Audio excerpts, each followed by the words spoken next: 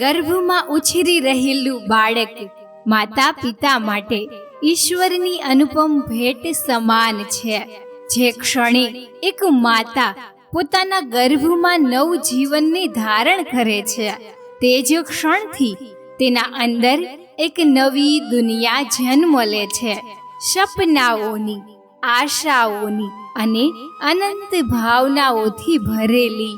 માતા જ નહીં પણ પિતા અને સમગ્ર પરિવાર પણ આવનારા બાળકને લઈને સુંદર કલ્પનાઓમાં ખોવાઈ જાય છે કે તે બાળક સંસ્કારી હોય, સમજદાર હોય, સર્વગુણ સંપન્ન હોય, એવું હોય જે માત્ર પોતાના પરિવારનું ગૌરવ જ નહીં પરંતુ સમાજ માટે પણ આધાર સ્તંભ બને. પરંતુ પ્રશ્ન ઊભો થાય છે, શું આપણે ખરેખર ગર્ભમાં ઉછરી રહેલા બાળકમાં આ સુંદર ગુણો લાવી શકીએ છીએ? હા, ચોક્કસ. ગર્ભ સંસ્કાર માત્ર રીતિ રિવાજ નથી, તે માતા અને ગર્ભસ્થ શિશુ વચ્ચે દર દિવસે, દર ક્ષણે બનતો એક અમૂલ્ય સંબંધ છે, જ્યાં શબ્દો નહીં પણ ભાવનાઓ બોલે છે. અને આ પવિત્ર સંસ્કારનો એક અત્યંત મહત્વપૂર્ણ ભાગ છે ગર્ભ સંવાદ.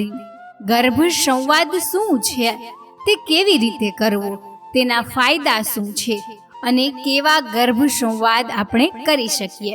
તો ચાલો સૌ પ્રથમ સમજીએ કે ગર્ભ સંવાદ ખરેખર શું છે. જ્યારે કોઈ માતા પોતાના ગર્ભસ્થ શિશુ સાથે પ્રેમપૂર્વક સંવાદ કરે છે, તેની સાથે વાતો કરે છે, પોતાના ભાવ, વિચારો અને અનુભવો આ નાના બાળક સાથે શેર કરે છે, તેને જ ગર્ભ સંવાદ કહેવામાં આવે છે.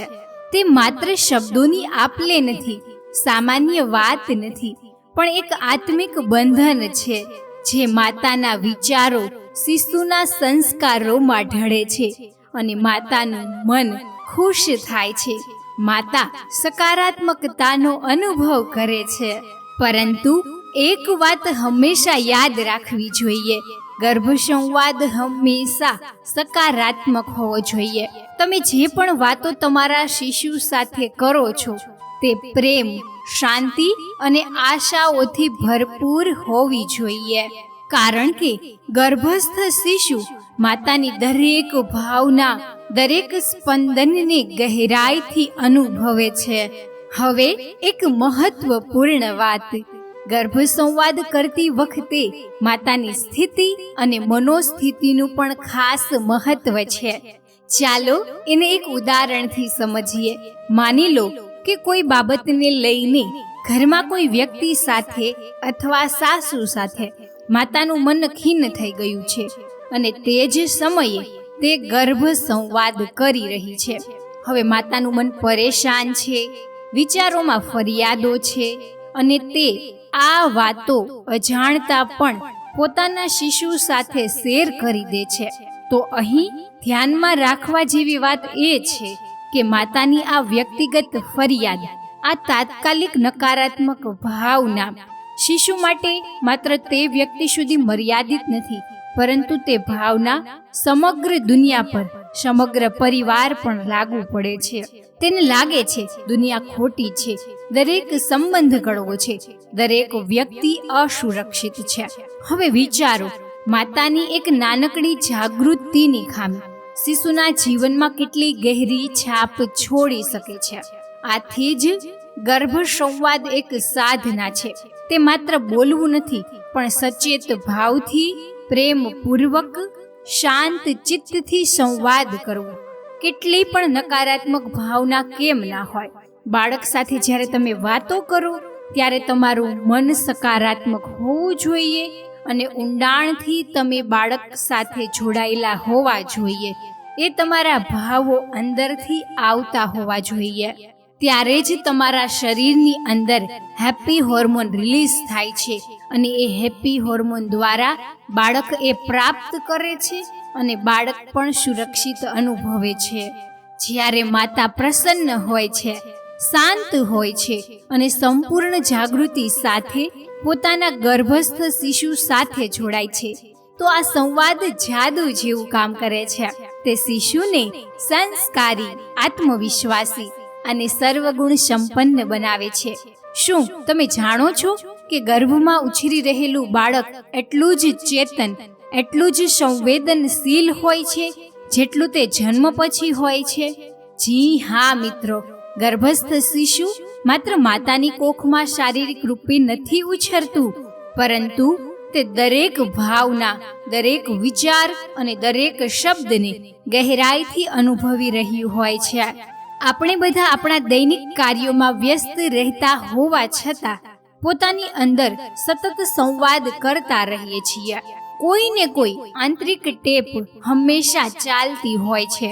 તેને જ કહેવામાં આવે છે આત્મસંવાદ. અને તે જ રીતે ગર્ભસ્થ શિશુ પણ માતાના શરીર, હૃદય, બુદ્ધિ અને આત્મા સાથે ગહેરાઈતાથી જોડાયેલું હોય છે. તેથી જ્યારે માતા કોઈ ભાવના અનુભવે છે, કોઈ વિચાર કરે છે, તો તે સીધો તે શિશુના અંતર્મન સુધી પહોંચે છે. તો જરા વિચારો, જો તે સંવાદ સકારાત્મક હોય, પ્રેમથી ભરપૂર હોય, તો તેની અસર કેટલી ચમત્કારી હોઈ શકે. હવે જ્યારે આપણે વિજ્ઞાનના યુગમાં જીવીએ છીએ, તો તમને જાણીને આશ્ચર્ય થશે કે આજે ઘણી યુનિવર્સિટી અને મેડિકલ રિસર્ચ સંસ્થાઓએ આ વિષય પર સંશોધન કર્યું છે અને તેના પરિણામો ખરેખર ચમત્કારિક આવ્યા છે. હવે હું તમને એક સાચી પ્રેરણાદાયક ઘટના સંભળાવું છું. તમે થિંક એન્ડ ગ્રો રીચ જેવી વિશ્વવિખ્યાત પુસ્તકનું નામ ચોક્કસ સાંભળ્યું હશે. તેના લેખક હતા નેપોલિયન હિલ. જ્યારે તેમની પત્ની ગર્ભવતી હતી, ડોક્ટરે તેમને રિપોર્ટ આપીને કહ્યું, તમારું બાળક જન્મથી જ બહેરું હશે, તેથી ગર્ભપાત જ એકમાત્ર વિકલ્પ છે. પરંતુ મિત્રો, નેપોલિયન હિલ અને તેમની પત્નીએ તે નિર્ણય ના લીધો, પરંતુ તેમણે એક અવિશ્વસનીય યાત્રા શરૂ કરી. દરેક દિવસે તેઓ પોતાના ગર્ભસ્થ શિશુ સાથે વાતો કરતા, ભાવથી, પ્રેમથી અને સંપૂર્ણ વિશ્વાસથી. તેઓ કહેતા, બેટા, જેમ તમે તમારા શરીરના અન્ય અંગો વિકસિત કરી રહ્યા છો, તેમજ તમારા કાનોને પણ બનાવો, તમારા કાનોની શક્તિને જાગૃત કરો. અને પરિણામ, જ્યારે તે શિશુ જન્મ્યો, 40% સુનવાઈની ક્ષમતા સાથે આવ્યો. અને જેમ જેમ તે મોટો થયો અને સંવાદ ચાલુ રાખ્યો, આજે તે બાળક 100% સાંભળી શકે છે. તો વિચારો, શું આ કોઈ ચમત્કારથી ઓછું છે? ના મિત્રો, આ ચમત્કાર છે ગર્ભ સંવાદનું. આ તે સકારાત્મક ઉર્જાનું પરિણામ છે જે એક માતા પોતાના શિશુને આપે છે. તેથી ચાલો દરેક માતા આ બાબત સમજે કે તેના વિચારો, તેના શબ્દો, તેની ભાવનાઓ તેના શિશુના જીવનને ઘડે છે. જેટલું વધુ પ્રેમ, સકારાત્મકતા અને વિશ્વાસ તમે ગર્ભમાં આપશો, તેટલું જ અદ્ભુત ભવિષ્ય તમારું શિશુ લઈને આવશે. અને એક અત્યંત ગહેરી વાત મિત્રો, જ્યારે કોઈ શિશુ ગર્ભમાં આવે છે ને, તે પોતાના પૂર્વજન્મની સ્મૃતિઓને પાછળ છોડીને એક નવીન આત્મા રૂપે આવે છે. નિર્મળ, પવિત્ર અને અત્યંત ગ્રહણશીલ. ગર્ભમાં તેની સ્મરણ શક્તિ અને ગ્રહણ શક્તિ અદ્ભુત હોય છે. તે જે કંઈ પણ સાંભળે છે, જુએ છે, અનુભવે છે, તેને ખૂબ જ તીવ્રતાથી આત્મસાત કરે છે. એવું માનવામાં આવે છે કે ગર્ભસ્થ શિશુ આ સ્થિતિમાં 80%થી વસ્તુઓ શીખી અને સમજી શકે છે.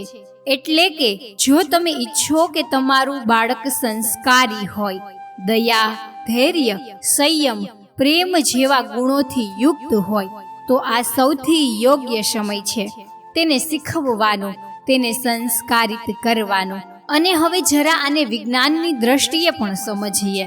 જ્યારે એક માતા પોતાના બાળક સાથે ભાવનાત્મક રીતે જોડાઈને સંવાદ કરે છે, તો તેના શરીરમાં એક ખાસ હોર્મોન નીકળે છે, ઓક્સિટોસિન. તેને આપણે પ્રેમ અને આનંદનો હોર્મોન કહીએ છીએ. આ હોર્મોન માત્ર માતાને સુખદ અનુભૂતિ આપતું નથી, પરંતુ શિશુના વિકાસમાં પણ અદ્ભુત ભૂમિકા ભજવે છે. ઓક્સિટોસિનની અસર એટલી ગહેરી હોય છે કે જ્યારે માતા પ્રેમ, શાંતિ અને સકારાત્મકતાથી ભરાઈ જાય છે તો શિશુ પણ તે જ ઉર્જાથી પોષિત થાય છે. તેનો માનસિક, ભાવનાત્મક અને શારીરિક વિકાસ ઝડપથી થાય છે. અને સૌથી સુંદર વાત એ છે કે જ્યારે માતા આ સંવાદમાં સતત જોડાયેલી રહે છે તો તે પોતે પણ એક શાંત, પ્રસન્ન અને સશક્ત અવસ્થામાં પહોંચી જાય છે. તેથી જ પ્રિય માતાઓ, ગર્ભાવસ્થાના આ 9 મહિના માત્ર રાહ જોવાની નથી, પરંતુ સર્જનના, સંવાદના અને સંસ્કાર આપવાના સૌથી શ્રેષ્ઠ ક્ષણો છે. દરેક દિવસે થોડો સમય કાઢો, પોતાના શિશુ સાથે ભાવથી જોડાઈને સંવાદ કરો, કારણ કે તે માત્ર સાંભળતું નથી, તે શીખી રહ્યું છે, તે બની રહ્યું છે અને જીવન મેળવી રહ્યું છે. જેમ કે આપણે પહેલાના ઘણા એપિસોડમાં સમજ્યા છીએ કે જ્યારે એક માતા પોતાનામાં કોઈ પણ પરિવર્તન લાવે છે, પોતાના વિચારો, ભાવનાઓ અને જીવનશૈલીમાં સુધારો કરે છે, તો તેની અસર માત્ર તેના પર જ નથી થતી, પરંતુ તેની અસર અનેક ગણી થઈને તેના ગર્ભમાં ઉછરી રહેલા બાળક પર પડે છે. જ્યારે માતા ખુશ હોય છે તો શિશુ સૌથી વધુ પ્રસન્ન હોય છે. જ્યારે માતા શાંત હોય છે તો શિશુ અંદરથી સંતુલિત હોય છે. ચાલો હવે આપણે આ યાત્રામાં થોડું આગળ વધીએ. તમે આ ગર્ભ સંવાદમાં શું શું કરી શકો અને શું કહી શકો છો? મહાપુરુષની કહાનીઓ સંભળાવી શકો છો, સુંદર હાલરડા, ભક્તિભર્યા ભજન સંભળાવી શકો છો, સારા વિચારો, સારા ગીતો અને ઉચ્ચ સંસ્કારો શિશુ સુધી પહોંચાડી શકો છો. પરિવારના દરેક સભ્ય વિશે સકારાત્મક વાતો કરી શકો છો. તમારા મનના વિચારો બાળકને જણાવી શકો છો. વૈદિક ગર્ભ સંસ્કાર સાથે જોડાઈને તમે દરરોજ તમારા ગર્ભમાં વિકસી રહેલા બાળકને મહાપુરુષની કથાઓ, આધ્યાત્મિક વાંચન, હાલરડા, ભજનો, ગીતો, મંત્રોચ્ચાર, રાગ અને સંગીતના સંસ્કાર આપી શકો છો. આ બધું જ વૈદિક ગર્ભ સંસ્કારની અદ્ભુત સાધના છે. ચાલો વૈદિક ગર્ભ સંસ્કાર સાથે જોડાયેલી માતાનો સુંદર પ્રસંગ સાંભળીએ. એક માતા જે પહેલા ખૂબ જ અશાંત રહેતી, જેના જીવનમાં અનેક સમસ્યાઓ હતી, ગર્ભાવસ્થામાં પણ, પરંતુ જ્યારથી તેમણે આ ગર્ભ સંસ્કારની સાધના શરૂ કરી ત્યારથી તેમને શાંતિ મળવા લાગી. દરેક પરિસ્થિતિને હવે તેઓ સકારાત્મક રીતે જોવા લાગ્યા અને સાચા અર્થમાં તે જ દિવસથી તેમની ગર્ભ સંસ્કાર યાત્રા શરૂ થઈ. તે દિવસથી જ જ્યારે તેઓ આ અનુભવ મારી સાથે શેર કરી રહ્યા હતા ને, ત્યારે તેમની આંખોમાં આંસુ આવી જતા. તેઓ કહેતા, વૈદિક ગર્ભ સંસ્કાર ટીમને ખૂબ ખૂબ આભાર, મને આત્મિક શાંતિ અને સકારાત્મકતા આપવા બદલ, મને આટલા સારા પોઝિટિવ વિચારો આપવા બદલ. પ્રિય માતાઓ, આ કોઈ સામાન્ય બાબત નથી કે સામાન્ય અનુભવ નથી, પણ એક માતાની હૃદય સ્પર્શી યાત્રા છે જે આ શબ્દોમાં તમારા હૃદય સુધી પહોંચે છે. પ્રિય માતાઓ, હવે જ્યારે આપણે જાણી ગયા છીએ કે ગર્ભ સંવાદ કેટલો મહત્વપૂર્ણ છે, તો ચાલો સમજીએ તે કેવી રીતે કરવો.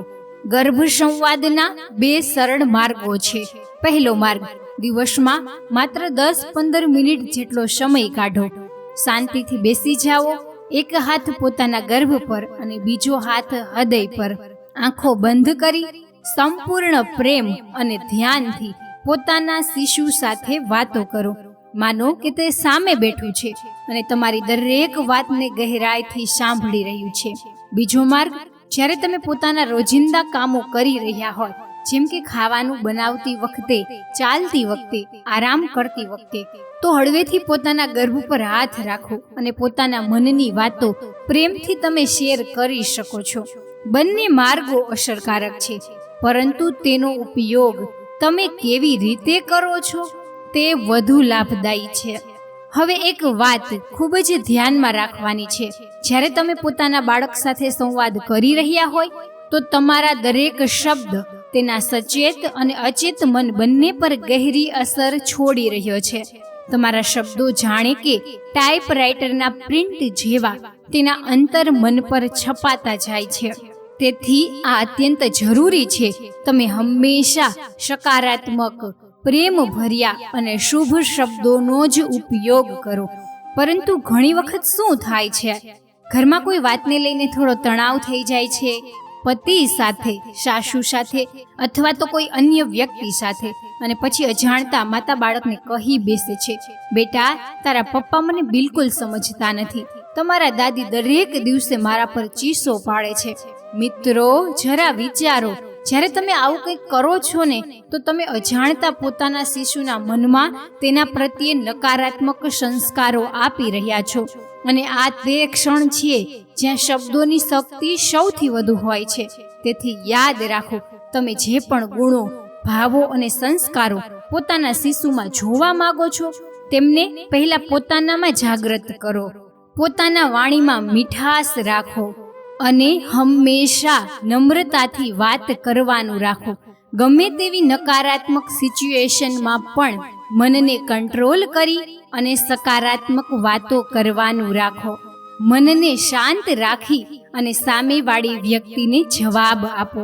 કારણ કે જ્યારે તમે બોલી રહ્યા હોય ને, એક હાથ તમારા ગર્ભ પર હોય છે અને બીજો તમારા હૃદય પર, તો શબ્દો માત્ર શબ્દો જ નથી, પણ તમારી ભાવનાઓ પણ તે શિશુ સુધી પહોંચી રહી હોય છે.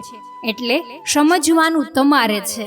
જો તમારા શબ્દો કંઈક કહે પરંતુ તમારી ભાવનાઓ કંઈક અન્ય હોય, તો શિશુના મનમાં ગૂંચવણો ઊભી થાય છે.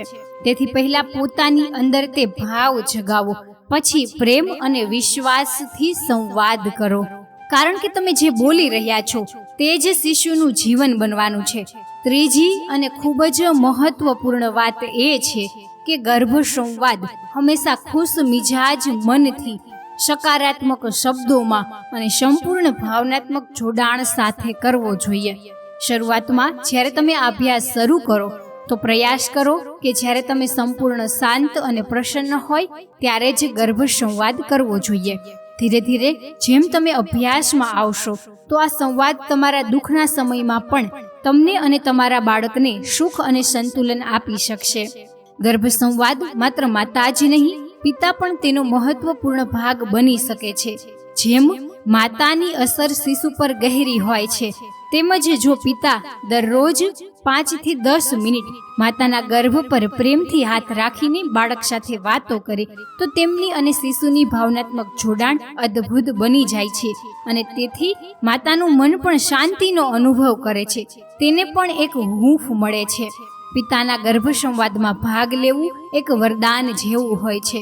હવે એક ખૂબ જ પ્રેમપૂર્ણ અને મહત્વપૂર્ણ વાત, જો તમારા ઘરમાં પહેલાથી જ એક બાળક છે અને તમે બીજી વાર માતા બનવાના હોય, તો ઘણી વખત મોટું બાળક થોડી ઈર્ષા અને અસુરક્ષિતતા અનુભવવા લાગે છે. તેને લાગે છે કે હવે બધાનો પ્રેમ તેને છોડીને આવનારા બાળકને મળશે. પરંતુ અહીં માતાની ભૂમિકા જાદુ જેવી હોઈ શકે છે. માતા મોટા બાળકને કહી શકે છે, બેટા તમારો ભાઈ અથવા બહેન જે મારા ગર્ભમાં છે, તે દરેક દિવસે તમારી વાતો કરે છે, કહે છે કે તે તમને ખૂબ જ પ્રેમ કરે છે. અને પછી તમે મોટા બાળકને કહો, ચાલો જરા હાથ રાખો મમ્મીના પેટ ઉપર, પોતાના નાના ભાઈ અથવા બહેનને પ્રેમ આપો. આ એક ક્રિયાથી એક ચમત્કારિક સંબંધ બને છે. અમે એક માતાના અનુભવમાં જોયું છે. તેમની મોટી દીકરી માત્ર 4 વર્ષની હતી જ્યારે માતા બીજી વાર ગર્ભવતી થઈ. માતા રોજ નાની બહેનનો મોટી બહેન સાથે પરિચય કરાવતી, તેમની સાથે ગર્ભ સંવાદ કરતી. જ્યારે નાની દીકરીનો જન્મ થયો, તો મોટી દીકરી એટલી જ જોડાયેલી હતી કે તેને સંભાળવું, ખવડાવવું, ગંદા કપડાં બદલાવવામાં મદદ કરવી, આ બધું જ તે ખૂબ જ પ્રેમથી કરતી. માતાને કદી પણ એકલતા અનુભવવા ના દેતી. કારણ કે તેમણે ગર્ભ સંવાદને માત્ર શબ્દો સુધી મર્યાદિત ના રાખ્યો, પરંતુ તેને સંપૂર્ણ હૃદયથી જીવ્યો.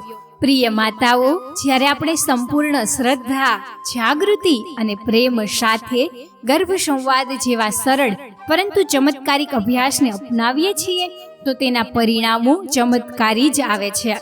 જરૂર માત્ર એટલી છે, આપણે રોજ થોડો સમય કાઢીએ, થોડો પ્રેમ, થોડી શ્રદ્ધા અને સંપૂર્ણ હૃદય લગાવીને સંવાદ કરીએ, કારણ કે આ સંવાદ જ છે જે એક જીવનની ભીત બને છે, જે માતા અને બાળકનું જોડાણ સ્ટ્રોંગ બનાવે છે, માતાના મનને સકારાત્મક બનાવે છે અને આવનારા બાળકને દિવ્ય, તેજસ્વી અને સર્વગુણ સંપન્ન બનાવે છે.